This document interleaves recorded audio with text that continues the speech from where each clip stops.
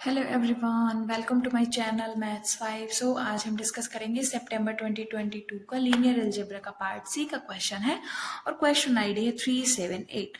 Late V and U with the subspace of R3 defined by U is the collection of x, y, z belongs to R3 such that 2x plus 3y plus 4z is equals to 0 and V is x, y, z R3 से belong कर रहा है x plus 2y plus 5z is equals to 0. Which of the following statements are true? First is there exists an invertible linear transformation T from R3 to R3 such that T of U is equals to V. There does not exist any invertible linear transformation T from R3 to R3 such that T of V is equals to U. And third one is there exists a linear transformation T from R3 to R3 such that T of U intersection V is non-zero. And the characteristic polynomial of T is not the product of linear polynomial with real coefficient. And the fourth one is there exists a linear transformation T from R3 to R3 such that T of U is equals to V and characteristic polynomial of T vanishes at 1. So हम one by one deal करते हैं। सबसे पहले हम u और v की dimension find out कर लेते हैं। यहाँ से हमें ये पता चल रहा है कि जो u की डायमेंशन है वो हमारी 2 है।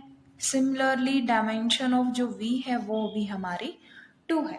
सो जो u की बेसिस है वो हम कंसिडर कर लेते हैं अल्फा 1 एंड अल्फा 2 और जो b1 b2 से डिनोट कर लेते हैं। v की जो बेसिस है उसमें एलिमेंट है हमारे बीटा 1 एंड बीटा 2। ये होता है कि अगर हमें बेसिस का पता चल जाए कि बेसिस एलिमेंट कहाँ मैप हो रही है, देन हम इजिली ट्रांसफॉर्मेशन को मैप को हम इजिली डिफाइन कर सकते हैं। हमें इन्वर्टिबल लीनियर ट्रांसफॉर्मेशन चाहिए। इन्वर्टिबल लीनियर ट्रांसफॉर्मेशन के लिए क्या होगा कि जो बेसिस एलिमेंट है उनको हम बेसिस एलिमेंट पे ही मैप कर दें। हम एक ट्रांसफॉर्मेशन डिफाइन कर लेते हैं u से v पे सच that t of alpha 1 is beta 1 and t of alpha 2 is beta 2। ठीक है, t of alpha 1 is beta 1 and t of alpha 2 is beta 2। अब क्या है, हमें मैप दिखाना है R3 से R3 पर। तो हमें जो अल्फा 1 और अल्फा 2 जो बेसिस एलिमेंट है u के, इनको एक्सटेंड करना पड़ेगा। हमें एक ऐसा li वेक्टर फाइंड आउट करना पड़ेगा जो अल्फा 1 अल्फा 2 दोनों के लीनियरली इंडिपेंडेंट हो। हम उसको कंसिडर कर लेते हैं अल्फा 3। अगर हम t ऑफ अल्फा 3 को बीटा 3 पर मैप कर दें और बीटा 3 क्या होगा, बीटा 1 बीटा 2 के li होगा, देन हम पूरा t मैप डिफाइन कर सकते हैं। अगर मैप इस तरीके से डिफाइन हो गया तो जो ट्रांसफॉर्मेशन t है वो हमारी इन्वर्टिबल होगी। बट अगर ये जो अल्फा 3 एलिमेंट है, ये अल्फा 3 एलिमेंट अगर किसी लीनियरली इंडिपेंडेंट एलिमेंट पे मैप नहीं हुआ तो ये हमारे पास नॉन इन्वर्टिबल मैप एग्जिस्ट कर जाएगी। मतलब पॉसिबिलिटी तो है कि अगर t ऑफ अल्फा 3 हमारे बीटा 3 पे है तो t इन्वर्टिबल हो जाएगी। बट इफ अगर t ऑफ अल्फा 3 हमारा किसी ऐसे बीटा पर एग्जिस्ट कर गया such that beta 1 beta 2 and beta is not li, क्या हो जाएगा, t हमारा इन्वर्टिबल नहीं रहेगा। तो हमारे पास एक t ऐसा एग्जिस्ट कर जाएगा जो इन्वर्टिबल होगा। फर्स्ट ऑप्शन हमारा करेक्ट हो जाएगा।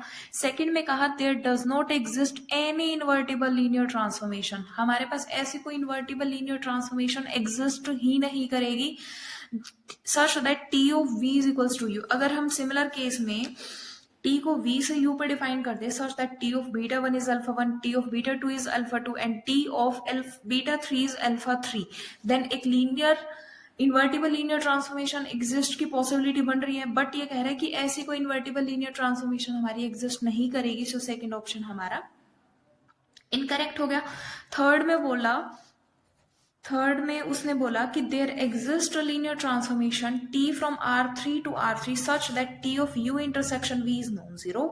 और जो t की कैरेक्टरिस्टिक पॉलिनोमियल है ना वो लीनियर पॉलिनोमियल्स का प्रोडक्ट नहीं है। मतलब हमें इस ऑप्शन को ट्रू दिखाने के लिए हमें एक ऐसी मैप डिफाइन करनी पड़ेगी जहां पर एक आइगन वैल्यू रिपीट कर रही हो। ठीक है, हम एक ट्रांसफॉर्मेशन दिखा देते हैं। हम u से v पर ही दिखा दें सच दैट t ऑफ जो अल्फा 1 है वो तो हमारा बीटा 1 आ रहा है और t ऑफ अल्फा 2 हमने 0 कंसिडर कर लिया और t ऑफ अल्फा 3 भी हमने 0 कंसिडर कर लिया। सो जीरो ऐसी आइगन वैल्यू है जीरो जिसके जीरो आइगन वैल्यू हमारी रिपीट कर रही है. सो इस केस में जो कैरेक्टरिस्टिक पॉलिनोमियल हो जाएगी टी की कैरेक्टरिस्टिक पॉलिनोमियल हो जाएगी x minus lambda and x square. हमारे पास एक ऐसी ट्रांसफॉर्मेशन एग्जिस्ट करगी और इसी को हम लीनियरली एक्सटेंड करके R3 से R3 पे डिफाइन कर लेंगे. सो जो हमारी कैरेक्टरिस्टिक पॉलिनोमियल है वो x minus lambda x square.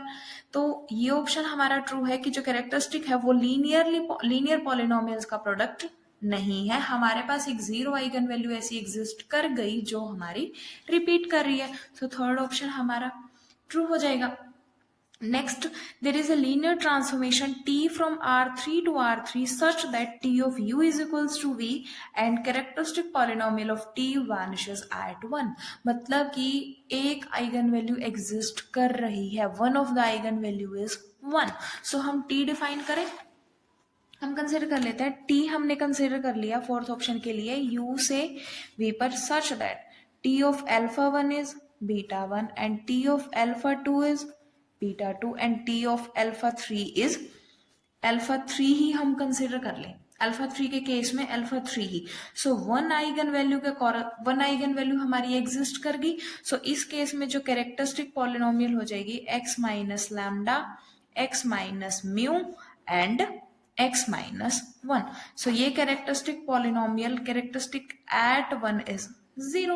सो ये हमारी 1 पर वैनिश हो गई. सो हमारे पास एक ट्रांसफॉर्मेशन R3 से R3, इसको हमने V में तो हमारे बेसिस एलिमेंट अल्फा 1 और अल्फा 2 ही है, इसको हमने लीनियरली एक्सटेंड करके जो अल्फा 3 हमारा Li वेक्टर है उसको हमने अल्फा 3 पे ही मैप करवा दिया. देन हमें कैरेक्टरिस्टिक पॉलिनोमियल मिली है. So there exist a linear transformation. Yes, एक ऐसी लीनियर ट्रांसफॉर्मेशन एग्जिस्ट कर गई जहां पर टी यू हमारा v के इक्वल है और जो t की कैरेक्टरिस्टिक पॉलिनोमियल है वो हमारी 1 पर वैनिश हो गई. सो फोर्थ ऑप्शन भी करेक्ट है. इसमें सेकेंड ऑप्शन है जो हमारा इनकरेक्ट है. So correct options are first, third and fourth. Thank you.